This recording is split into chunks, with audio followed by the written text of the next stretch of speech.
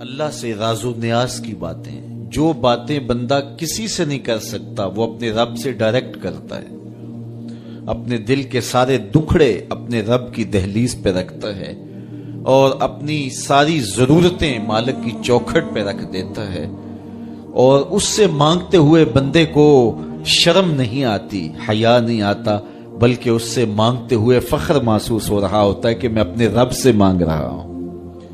کسی اور سے مانگیں تو جھجک لگتی ہے، لیکن مالک سے مانگیں تو اپنائیت کا احساس ہوتا ہے کہ میں اس سے مانگ رہا ہوں، اس لیے کہ وہ ہمارا رب لگتا ہے، ہمارا اس سے ربط کتنا گہرا ہے۔ مسجد نبوی کا ایک کونا تھا اور ایک بندہ وہاں بیٹھ کے دعا مانگ رہا تھا۔ اس کے دعا کے لفظوں پہ غور کیجئے، اے اللہ میں تجھ سے اس لیے مانگتا ہوں کہ تو میرا اللہ ہے، تیرے علاوہ میرا ہے بھی تو کوئی نہیں۔ تو یہ وہ دعا مانگ رہا تھا اور مسجد نبوی کے کونے میں بیٹھا تھا۔ حضور نے دیکھا تو ایک صحابی سے کہا، وہ جو دعا مانگ رہا ہے اس کو جا کے بتا دو تمہاری دعا قبول ہو گئی ہے۔ وہ مانگ اس ڈھب سے رہا ہے۔ تو یہ دعا اپنے رب سے، کم حیی کریم یستحیی من عبدہ اذا رفع یدہ ان یردہما صفرا، تمہارا رب حیا کرنے والا کریم ہے، جب بندے اس کے سامنے ہاتھ پھیلا کے دعا مانگتے ہیں اللہ فرماتا ہے مجھے شرم آتی ہے ان کے اٹھے ہوئے ہاتھ خالی کیسے موڑوں، جب انہوں نے مجھ سے مانگا ہے تو میں نے بھی نہ دیا تو کون دے گا۔ میں ایک سادی سی بات کرتا ہوں، اتنے لوگ جتنے لوگ یہاں بیٹھے ہیں اگر کسی دنیا دار کے ڈیرے پہ چلے جائیں اور اس سے کوئی چیز طلب کریں اور وہ دینے کی استطاعت رکھتا ہو تو وہ کیا خالی لٹائے گا؟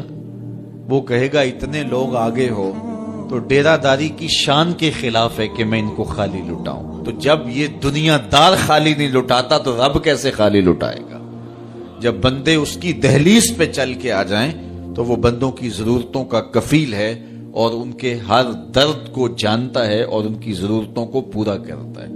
علماء نے کہا دعا ہر صورت قبول ہوتی ہے، یا تو یہ ہے کہ فوراً قبول ہو جاتی ہے، جو مانگا فوراً مل گیا، اور کبھی ایسا ہوتا ہے کہ فوراً نہیں ملتا، حکمت ہوتی ہے اور فوری دینا مناسب نہیں ہوتا تو اس کو فوری نہیں دیا جاتا، لیکن دعا بعد میں کچھ عرصے کے بعد اس کی ڈیمانڈ پوری کر دی جاتی ہے۔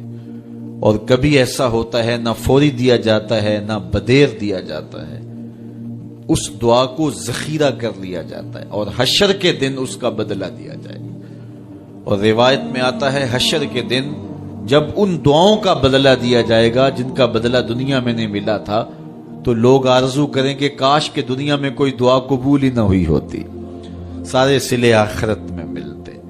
اللہ اکبر۔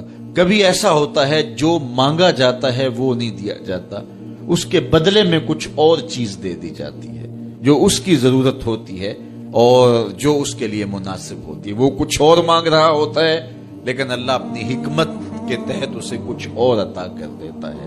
بہر صورت دعا قبول ہوتی ہے اور بندوں کے اٹھے ہوئے ہاتھ اللہ پسند کرتا ہے۔ آج یہ بھی بحث چلتی ہے نہیں مانگنا چاہیے، فلاں وقت میں نہیں مانگنا چاہیے، تو وہ کہتا ہے مجھ سے مانگو جب بھی مانگو، میرا دستے کرم تمہیں دینے پہ آمادہ ہے۔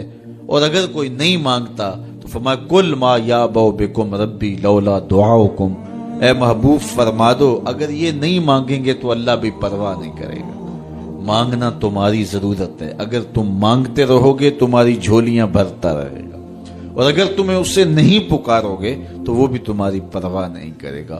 تو اس کے حضور دعائیں مانگو، اپنی آرزویں پیش کرو، اپنی تمنائیں اس کے حضور پیش کرو۔ اچھا دنیا داروں سے مانگ